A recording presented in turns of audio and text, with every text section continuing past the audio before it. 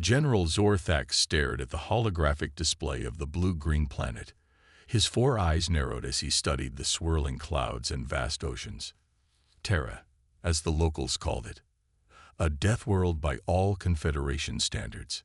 "You cannot be serious about going there yourself, General," said Commander Vexera, his second in command. "The gravity alone would crush your exoskeleton." Zorthax waved a clawed hand dismissively. "The medical team has prepared strength enhancers. I will manage." The conference room fell silent as the other military advisors exchanged worried glances. The discovery of the humans had caused quite a stir in the Galactic Confederation. A species that had evolved on a planet with extreme weather, dangerous predators, and even hostile microscopic organisms was unprecedented. "What troubles me," Zorthax continued, "is their claim to have no weapons technology. How does a species survive on such a hostile world without developing advanced weapons?" Admiral Krell snorted. "Impossible. They must be hiding something." "Perhaps," Zorthax said, "which is why I will lead this diplomatic mission myself." 3 cycles later, Zorthax stood in the landing bay of his ship as it settled onto the concrete pad of the human facility, called the Harmony Institute. His body felt heavy in Earth's gravity despite the medical enhancements, but he stood tall as the airlock opened. A human male waited at the bottom of the ramp. He was shorter than Zorthax had expected, with light brown hair and a face that showed no signs of fear. "General Zorthax, welcome to Earth. I'm Jack Miller, representative of the United Earth Government." The human extended a hand, a gesture Zorthax had been briefed about. The alien general reached out and carefully grasped the human's hand, noting the firmness of the grip. Such strong muscles for a creature with no exoskeleton. "Thank you for your welcome," Zorthax replied through his translator. "We are eager to learn more about your species." Jack Miller smiled. "We've prepared living quarters adjusted to your biological needs. Tomorrow we can begin the formal tour of our technological achievements."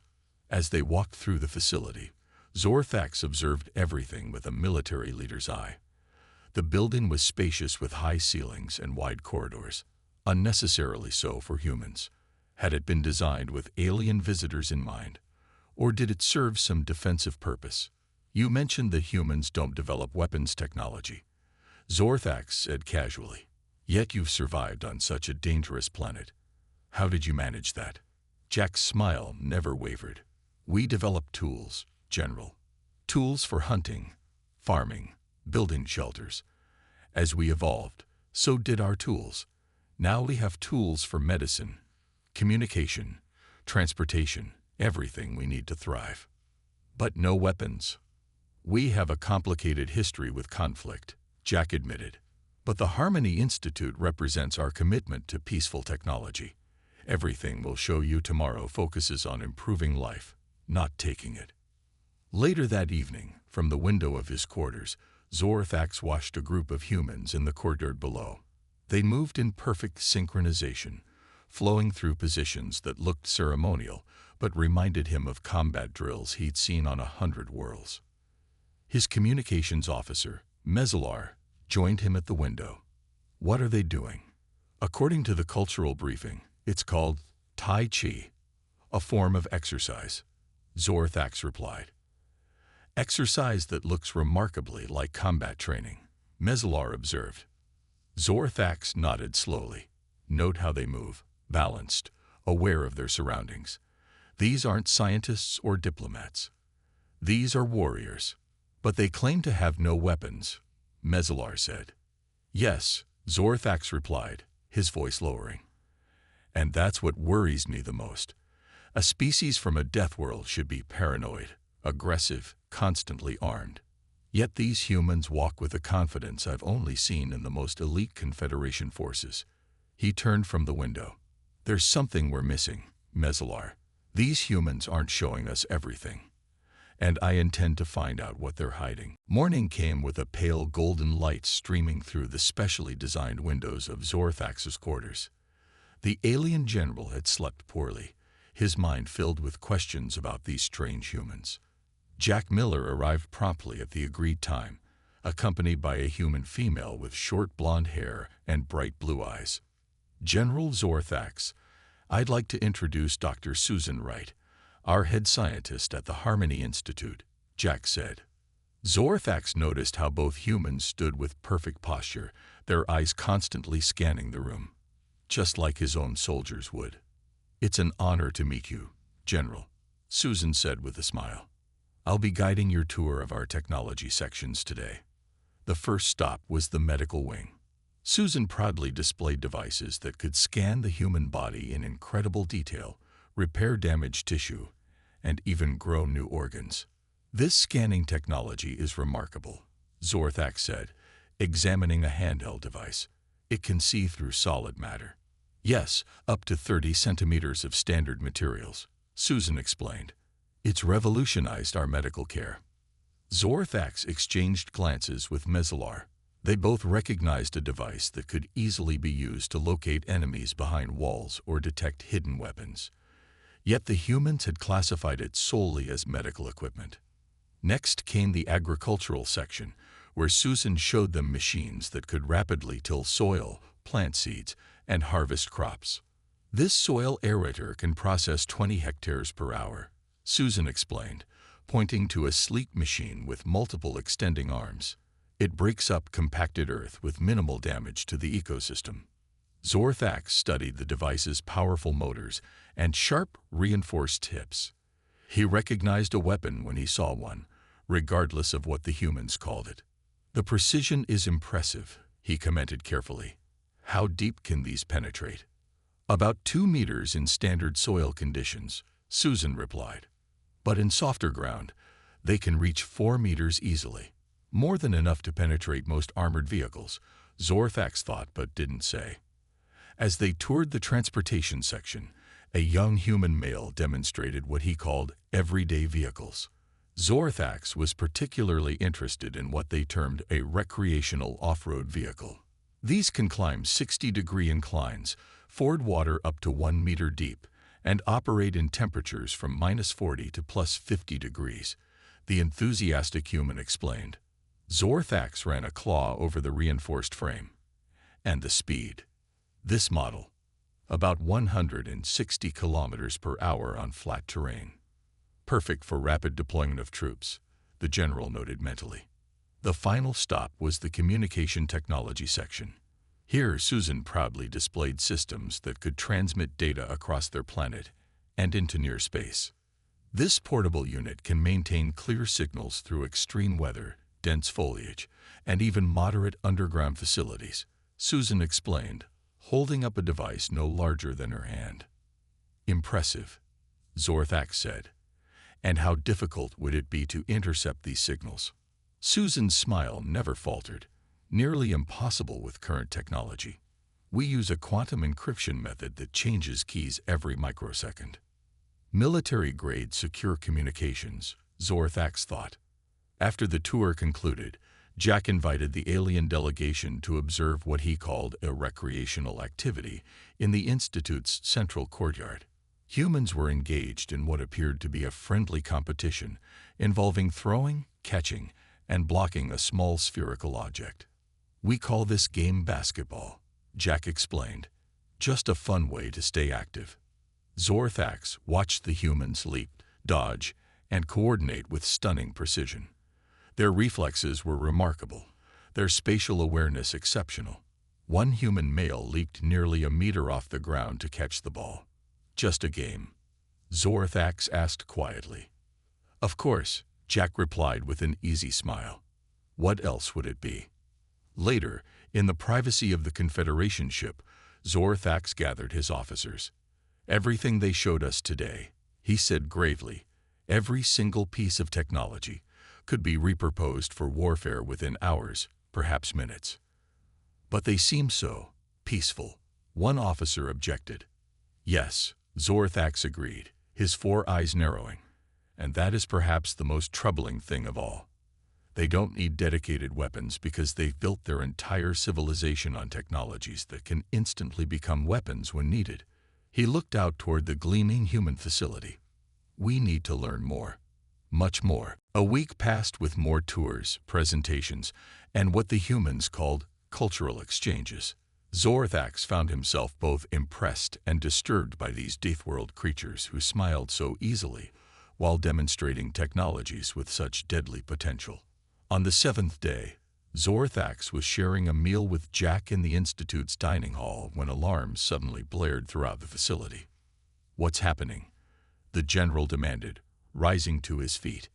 Jack's friendly expression vanished, replaced by something cold and focused. "Security breach. Please stay here, General."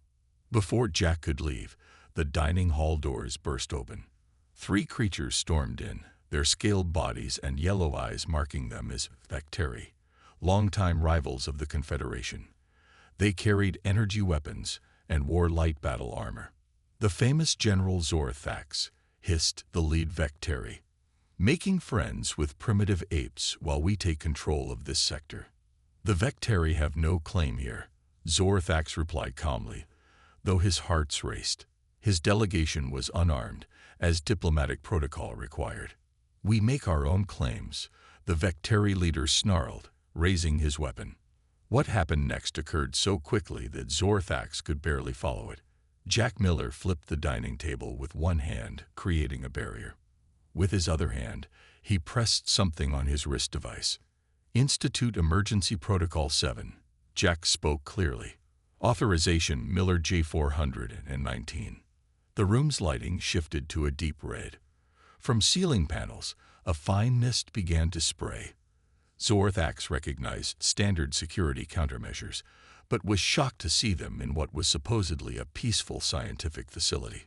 "Stay down, General," Jack said, his voice completely changed, clipped, authoritative. Through the doorway came 4 human security staff. They carried what Zorthax had earlier been told were environmental monitoring tools.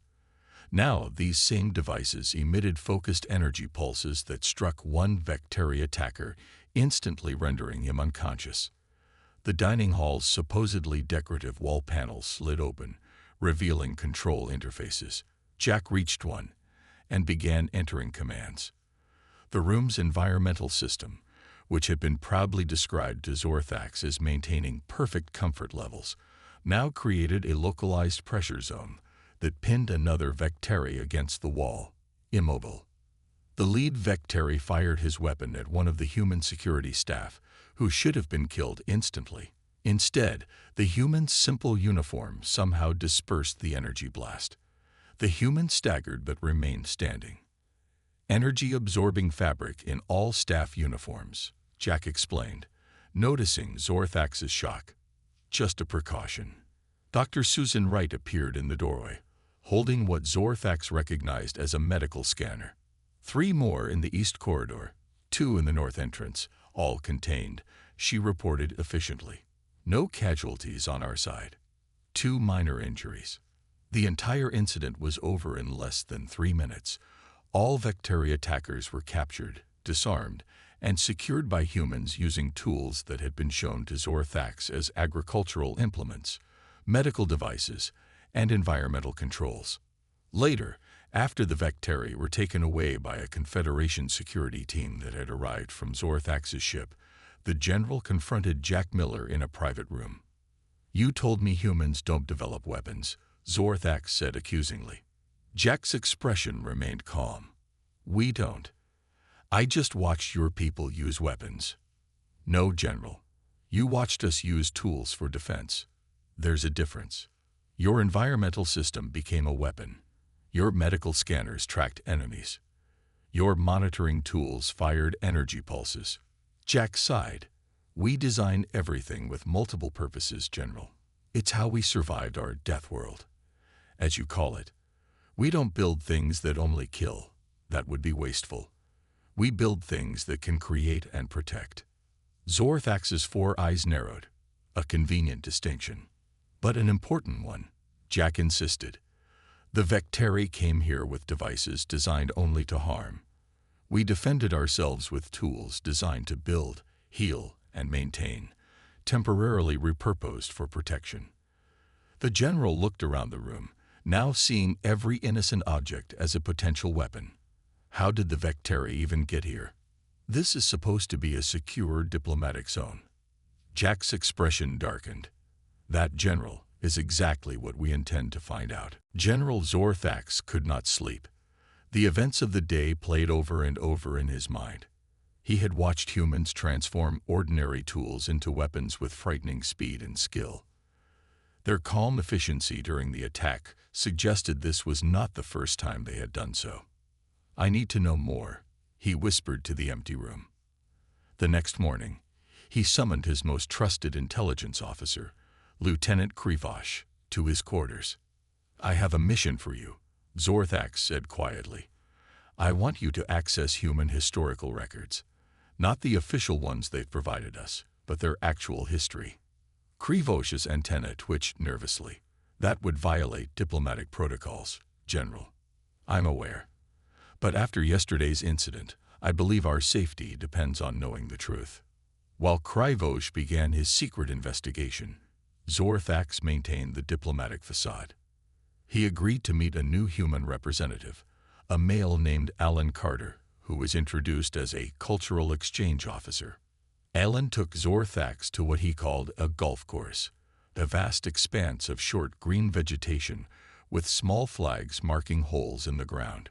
"This is one of our oldest recreational activities," Alan explained, handing Zorthax a bag of metal clubs. "The goal is to hit this small ball into each hole using as few strokes as possible." Zorthax examined the clubs. They were perfectly balanced, with weighted ends that could easily crack a skull or break bones. "These seem quite solid for a game," the general observed. Alan smiled. "Well, they need to be durable. Here, let me show you how to swing." The human demonstrated, his body moving with practiced precision. The club whistled through the air, striking the small ball with impressive force and sending it flying nearly 250 meters. "Your people seem to excel at activities requiring force and accuracy," Zorthax noted. Alan shrugged. "I guess we enjoy challenges. Say, if you don't mind me asking, how's the investigation into yesterday's attack going?" The casual shift in topic caught Zorthax off guard. "That's confidential Confederation business." "Of course," Alan replied easily. "Just professional curiosity. In my previous job, I worked in security assessment." "You were a soldier?" Zorthax asked directly. Alan laughed. "No, nothing so formal. But when you grow up on Earth, you learn to be prepared for anything." He swung the club again, harder this time. "You know, in a pinch, just about anything can be useful for self-defense. Take this golf club. It's meant for recreation. But if someone attacked me out here, it would serve pretty well as protection. You humans call that improvisation, correct?" "Exactly. It's kind of our specialty." Later that day, Krivosh returned to Zorthax with a haunted look in his compound eyes. "What did you find?" the general asked. "Their history," Krivosh began, his voice shaking slightly. "General, these humans have fought more wars among themselves than the entire Galactic Confederation has in its 1,000-year history." He activated a small holographic projector showing images that made even the battle-hardened general flinch. Massive vehicles called tanks, flying machines dropping explosive devices, handheld weapons that could fire dozens of metal projectiles per second. "This can't be right," Zorthax said. "They claim to have no weapons technology." "They're being technically truthful," Krivosh explained. "These are images from their past. Their current technology doesn't look like this anymore." "What do you mean?" "Their weapons evolved, General. They didn't disappear. They transformed. Everything they've shown us has military origins or applications. Their medical scanners evolved from targeting systems. Their construction equipment shares technology with what they once called armored vehicles. Even their communication devices use encryption originally developed for warfare." Zorthax stared at the holographic images. They've hidden their weapons technology in plain sight by integrating it into everyday tools.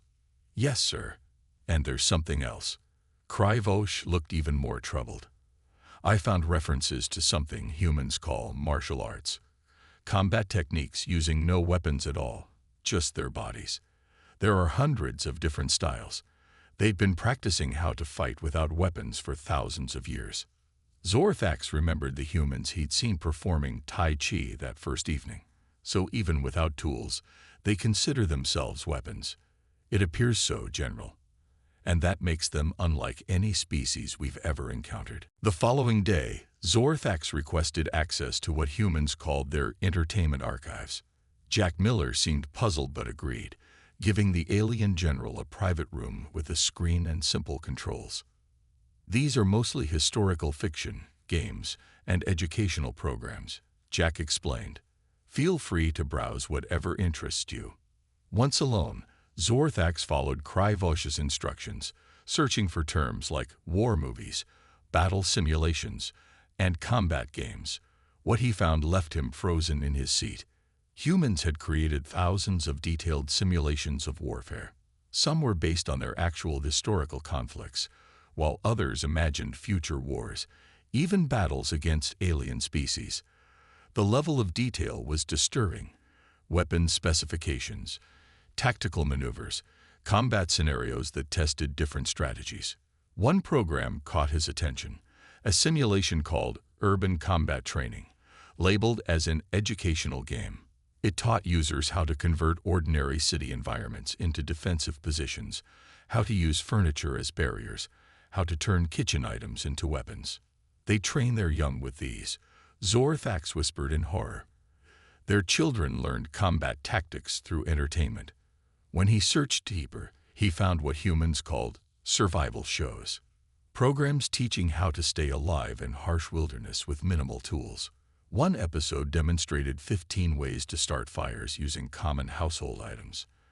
Another showed how to purify water using only sunlight and clear containers. These weren't just entertainment. They were training programs disguised as entertainment. Later that day, Zorthax requested a tour of a human home. Susan Wright agreed to show him her own living quarters, a modest dwelling near the Harmony Institute. This is the kitchen, she explained, showing a room with various appliances, where we prepare food. Zorthax examined the area carefully.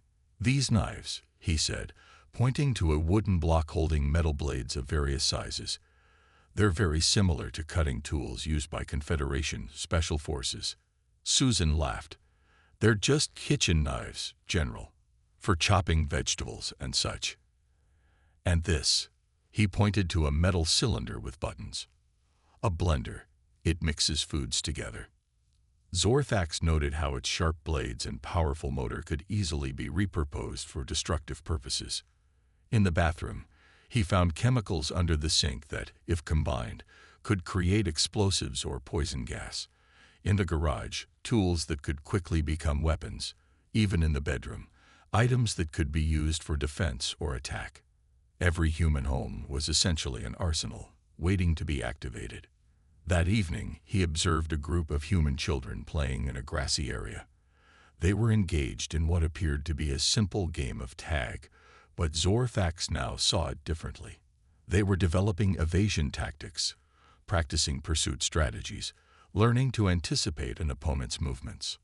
One child fell and scraped his knee. Instead of crying, the boy quickly examined the wound, applied pressure to stop the bleeding, and rejoined the game. Basic battlefield first aid, performed instinctively by a child. General, are you all right? Jack Miller approached, noticing Zorthax's intense observation. Your people are extraordinary, Zorthax said carefully. Even your children display remarkable resilience. Jack smiled proudly. Kids are tougher than they look. We believe in letting them learn from small injuries and challenges. Builds character. Builds soldiers, Zorthax thought, but didn't say. Back on his ship, Zorthax held an urgent meeting with his senior staff. He shared everything he had discovered. The hidden history, the combat training disguised as entertainment, the homes filled with potential weapons. Don't you see? He said to his stunned officers. Their entire civilization is built around warfare, but not in the way we understand it. They don't separate military technology from civilian technology because to them, there is no difference.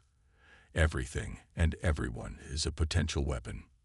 What do we do with this information? Commander Vexra asked, clearly disturbed. I'm not sure yet, Zorthax admitted, but I need to speak with someone in their leadership, someone who will tell me the truth about these humans and their Deathworld adaptations. General Zorthax requested a meeting with the highest-ranking human official available. The next morning, he was introduced to Ambassador Karen Lewis, a tall woman with silver-streaked dark hair and sharp eyes that seemed to evaluate everything they saw. They met in a simple room with 2 chairs and a small table. No recording devices were allowed, a condition both parties had agreed upon. Ambassador Lewis, Zorthax began formally, I appreciate your willingness to meet privately. Of course, General, she replied with a smile that didn't quite reach her eyes. I understand you have concerns you wish to discuss. Zorthax decided direct honesty was the only approach. You have been deceiving us about human weapons technology. Instead of denying it, Karen simply tilted her head slightly. How so? Your people claim to have no weapons, yet I've seen how quickly you can transform everyday technology into deadly force. I studied your history of warfare. I've seen your combat training disguised as entertainment. Karen was silent for a moment, studying the alien general. Then she reached into her pocket. Zorthax tensed, but she simply removed a small writing tool, what humans called a pen. This writes words, she said, demonstrating on a small pad. Then, with a slight shift in her grip, she held it differently. But if needed, it becomes a stabbing weapon that could puncture an eye or throat. She set it down and touched her formal jacket. This clothing is made of synthetic fibers that resist tearing and burning. In an emergency, the fabric could be used for bandages, water filtration, or even a makeshift rope. She gestured to the potted plant in the corner. That decorative plant contains compounds that, if properly extracted, could create a sedative, or, in higher concentrations, a poison. Zorthax stared at her. You're not even denying it. Why would I? Karen asked calmly. You've figured it out already. Humans evolved on a planet that tried to kill us every day. Predators, diseases, natural disasters, extreme weather. We survived it all. Not by building dedicated weapons, but by learning to use everything around us for survival when needed. She leaned forward. Do you know why we don't have separate military and civilian technologies, General? Because that division would have killed us. We couldn't afford to develop tools that only serve one purpose. Everything had to be useful for daily life and for survival in emergencies. So you admit that everything you've shown us has potential military applications. Zorthax pressed. Of course, she said simply. Just as everything we haven't shown you has potential peaceful applications, our most destructive technologies can be used to divert asteroids or terraform hostile planets. Our medical tools can heal or harm. Our construction equipment can build homes or defensive fortifications. She gestured around them. This isn't deception, General. This is who we are. We don't think in terms of weapons and tools. We think in terms of useful and not useful. And what about your people? Zorthax asked. I've observed how even your children are trained for combat through their games and entertainment. Karen's expression softened slightly. We don't train our children for war, General. We train them for life on Earth. Yes, they learn resilience, problem-solving, and physical skills. They learn to adapt quickly to changing situations. These are survival traits on our world. She stood and walked to the window, looking out at the Harmony Institute grounds where humans went about their day. We've had a violent past, she admitted. We've fought countless wars among ourselves. But we've learned from that history. We've chosen to use our adaptability for creation rather than destruction. The fact that we could defend ourselves against the Vectari attack without killing anyone demonstrates that progress. She turned back to face him. The question now, General, is what you intend to do with this understanding of humanity. Zorthax considered carefully. Some in the Confederation will see your people as a threat once they understand your true nature. And you? Karen asked. What do you see? The four-eyed general was silent for a long moment before answering. I'm not certain yet, but I need to make a decision soon. 3 weeks later, General Zorthax stood before the Confederation High Council. The circular chamber fell silent as the general prepared to deliver his report on the humans of Terra. Honored council members, he began, I have spent significant time among the humans. I have studied their technology, observed their behavior, and learned their history. He paused, knowing his next words would shape the relationship between humans and the Galactic Confederation for generations to come. Many of you have received preliminary reports suggesting that humans are a dangerous species who have concealed their true military capabilities. These reports are technically correct. Murmurs spread through the chamber. Some council members looked alarmed, others vindicated.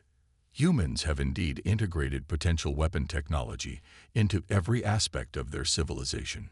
Zorthax continued. Their medical devices can be weapons. Their vehicles can be weapons. Even their recreational equipment can be weapons. Perhaps most disturbing of all, humans themselves can be weapons, trained from childhood in skills that develop both peaceful and combat capabilities. The council chamber erupted in concerned voices. The head counselor raised a limb for silence. What do you recommend, General? Containment? Restricted contact? Perhaps a preventive military operation?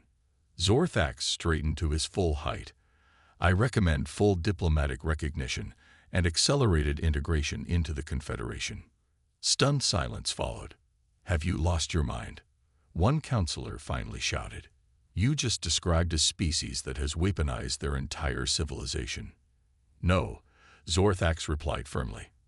I described a species that has survived conditions we can barely imagine. Their adaptability isn't a bug. It's their most valuable feature.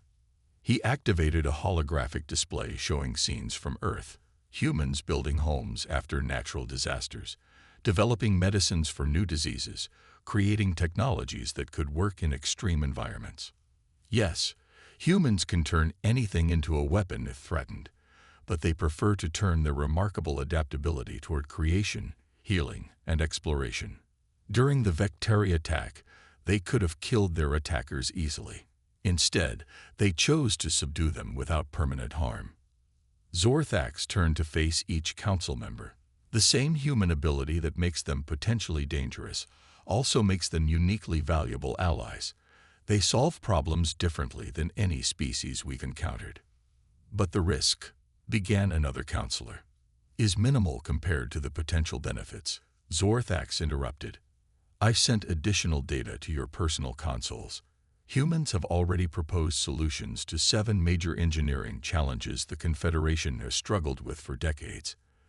Their dual-purpose approach to technology creates possibilities we've never considered. The council chamber remained quiet as members reviewed the data. Gradually, the mood shifted from alarm to cautious curiosity. 6 months later, Zorthax stepped off his ship onto Earth soil once again, this time as the Confederation's first permanent ambassador to humanity. Jack Miller waited to greet him. Welcome back, General, or should I say, Ambassador. Zorthax made the human greeting gesture, extending a clawed hand. The second title feels strange, but I'm adapting. They walked through a human park where children played. Some climbed on structures, building strength and coordination. Others engaged in games that developed teamwork and strategy. You know, Zorthax observed, on my world, we have separate training facilities for children depending on their future roles. Some learn science, others art, others military skills. But humans teach all children everything. Jack nodded. We never know what challenges they might face. Better to prepare them for anything. He reached into his pocket and handed Zorthax a small metal object with multiple attachments, a blade, scissors, a screwdriver. We call this a pocket knife. It's a small gift to welcome you officially. Zorthax examined it carefully. A tool with many purposes. Exactly, Jack smiled. That's kind of our specialty. Zorthax closed the knife and tucked it away. I understand now. The most terrifying truth about Deathworld weapons isn't that everything can be a weapon. It's that everything can be something else entirely, depending on the choices you make. He looked around at the peaceful park, seeing it with new eyes, not as a training ground for future warriors, but as a place where adaptable humans learn the skills that had helped them survive and thrive on their challenging world. Your people are still frightening, Zorthax admitted, but in a way that makes the galaxy more interesting. We'll take that as a compliment, Jack replied with a grin.